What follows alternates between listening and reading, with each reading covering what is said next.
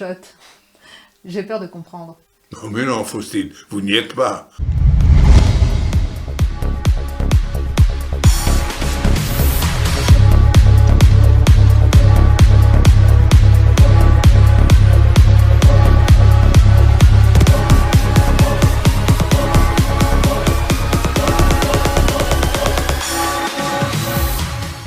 Dans vos vidéos, vous utilisez un langage, des expressions, des mots particuliers.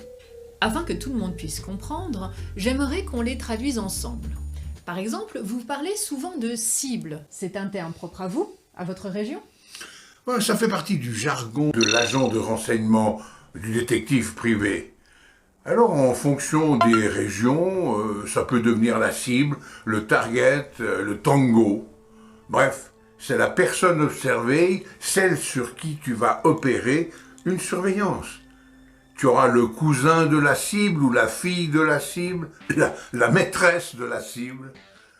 Au Canada, les services officiels emploient la cible. En Europe, ils préfèrent le tango. Cela vient du langage phonétique international. La cible en anglais, c'est target. Donc, tu es d'accord. Donc, le T de target en langage phonétique, c'est tango. Les anglophones diront tango is out. La génération précédente parlait du target. Target is out. Les francophones disent la cible sort. La cible sort. Le langage phonétique international, c'est Alpha, Bravo, Charlie, Delta, comme dans les agences de voyage, c'est bien ça? Oui, exactement, ou pour les pilotes d'avion aussi. J'ai également noté le pick-up. Oui, alors le pick-up, ce n'est pas une camionnette pour charger ton surf, non, non. Le pick-up, c'est le dispositif, c'est la mise en place stratégique pour réussir le départ d'une filature. Pas de bon pick-up, pas de filature. Je te ferai une vidéo sur le pick-up. Quant au one-shot, j'ai peur de comprendre. Mais non, Faustine, non, vous n'y êtes pas. Un one-shot, c'est quand vous faites un mandat court, quelques heures, une seule fois. Tu dois juste capter une information à un moment clé, à un moment précis, comme d'obtenir le prénom de Patrick. Tu peux t'approcher de ta cible pour écouter ce qu'elle dit au restaurant, déjeuner à la table d'à côté, aller aux toilettes en même temps qu'elle. Vous avez d'autres remarques? Certainement, oui. Attendez. Ah voilà. Un poste fixe. Un poste fixe, PF. C'est un point d'observation, un bureau, un appartement, un château d'eau. Tu es installé dans cet endroit confiné et tu observes sans que l'on te voie. Tu as des vitres fumées, des miroirs sans teint, mais de plus en plus ce sont des micro-caméras espionnes qui te transmettent l'information. Elles sont cachées dans le véhicule et rien ne se voit depuis l'extérieur. Ah, là, nous sommes dans le film d'espionnage.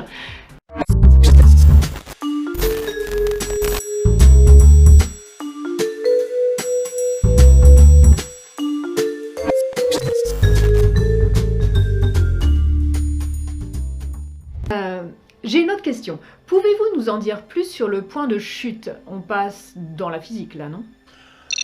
Le point de chute, c'est quand tu as trouvé l'endroit où ta cible va dormir pendant la durée de ton mandat. Elle part à Paris et descend à l'hôtel de Crillon. Tu as trouvé son point de chute. Mais ça peut être parfois son domicile, son hôtel, son bureau, chez sa maîtresse, chez des amis. Quand vous avez trouvé cette adresse, vous avez son point de chute. D'accord, mais alors j'ai un souci. Quand vous parlez du point de chute, c'est encore différent de loger votre cible. Oui, la différence est subtile. Loger la cible veut dire que le but de la mission est de connaître son domicile réel, l'endroit où il habite, où habite la cible, là où elle a posé ses petites affaires, sa brosse à dents, bref. Il peut avoir officiellement une adresse complètement bidon où il vient juste chercher son courrier. Mais loger la cible consiste à savoir où elle habite, où elle vit. Ça peut être chez une tierce personne, évidemment. On dit que lorsqu'on a trouvé la brosse à dents, on a trouvé le domicile. C'est un peu une légende. Tiens, oui, la légende. Vous l'évoquez souvent sur votre site thefrenchdetective.com. La légende, c'est une justification de votre présence dans un environnement où vous n'êtes pas censé rester.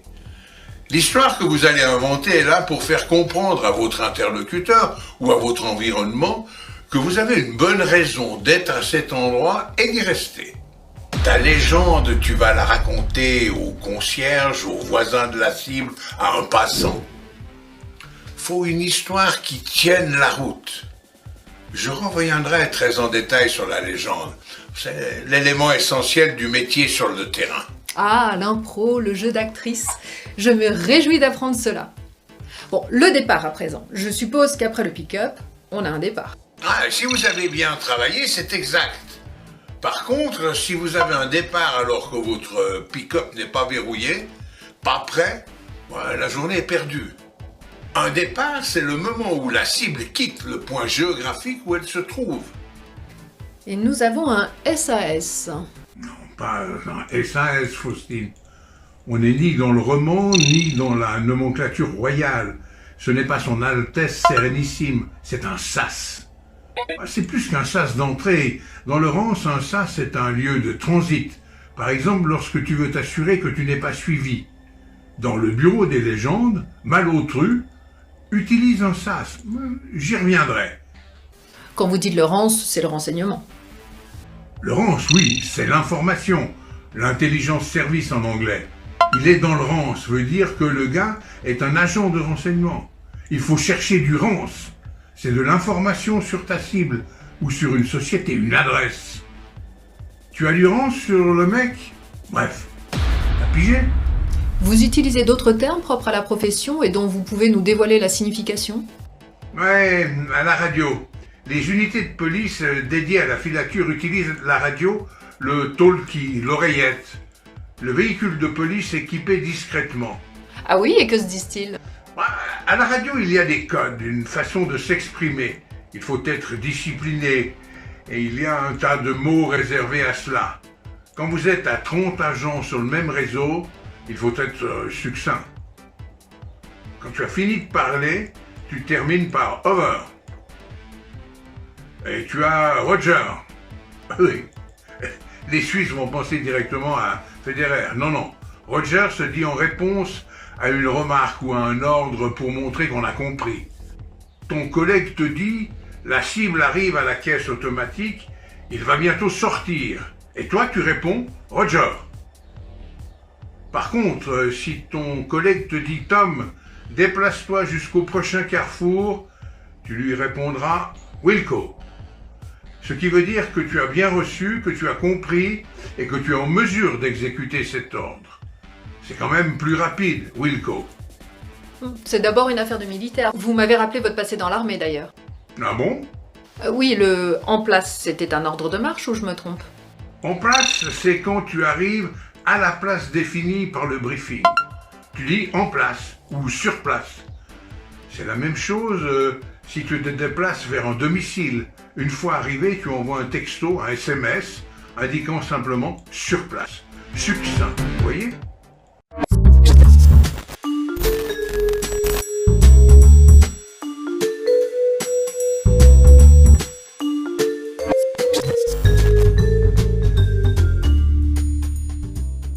Passons à table à présent, j'ai noté la chasse. Non, non, non, la chasse. C'est la filature en elle-même, la recherche de renseignements sur le terrain. Tu croises par hasard un confrère et tu lui dis « bonne chasse ». Ok, j'ai compris. Et le relais? Toujours pas culinaire?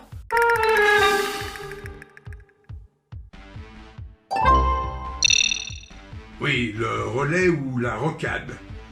Tu demandes une rocade ou un relais quand tu estimes avoir été suffisamment longtemps derrière ta cible ou que tu n'as plus d'écran. Ah, l'écran, ouais. L'écran, c'est le gars qui est là dans le trafic par hasard et qui va jouer en ta faveur car il te cache de la vue de ta cible. C'est un écran. Ah, enfin, nous y voici. La filature.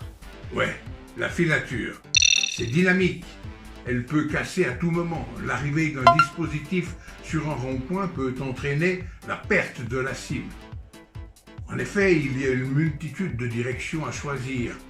Pour être très clair, nous allons utiliser le terme gyro. puis un chiffre qui indique la sortie à prendre. Tu dois compter comme un GPS le fait, le nombre de sorties possibles. Les sens interdits ne sont donc pas comptés. Cela va donner il fait Giro 4. Tu rentres dans le rond-point et tu empruntes la 4e sortie possible. Toujours en filature, pouvez-vous nous préciser ce que vous entendez par une parallèle? Ah, la parallèle, tout le monde voit ce que c'est. Tu te déplaces en parallèle à gauche ou en parallèle à droite de la cible. Important à signaler cela. La parallèle permet de soulager les tensions de la cible. Il n'y a personne dans son rétroviseur. Ok, capté. Alors j'ai aimé celle-ci, on est chaud. Oui, évidemment, ça peut être équivoque. Mais ça ne veut pas dire que vous travaillez à la plage, non, non. Ou que vous avez des envies, encore moins. Non, je suis chaud veut dire qu'il faut se faire oublier pendant un moment. Tu es passé dans le champ visuel de la cible, tu es rentré dans le même café vide. Et j'imagine que j'aggrave mon cas si je suis grillé. Ah ouais, grillé ou brûlé. Dégrillé ou brûlé veut dire que la cible vous a remarqué. C'est le pire des scénarios. C'est moche, c'est comme perdu. Quand tu perds ta cible, tu dois convenir d'un mot ou d'un geste clé pour faire comprendre aux autres que tu n'as plus la cible. Moi, j'avais l'habitude de me masquer les yeux en regardant vers mon collègue. J'ai également beaucoup aimé cette expression « faire velours ». Tout un programme. Et faire velours, oui, c'est se faire discret. C'est avancer sur la pointe des pieds. Tu vas dire à tes collègues de faire velours lorsque tu arrives tout à coup dans une zone peu fréquentée. Un lotissement, un quartier résidentiel, un établissement où tout le monde se connaît. Un café où il n'y a que des habitués en terrasse. On peut terminer par décrocher. Ça, j'ai compris toute seule. Oui, allez-y, je vous en prie. Quand on arrête le mandat pour la journée ou définitivement, on décroche, on arrête là. Et nous aussi, nous en resterons là jusqu'à notre prochain entretien. On décroche ? On décroche.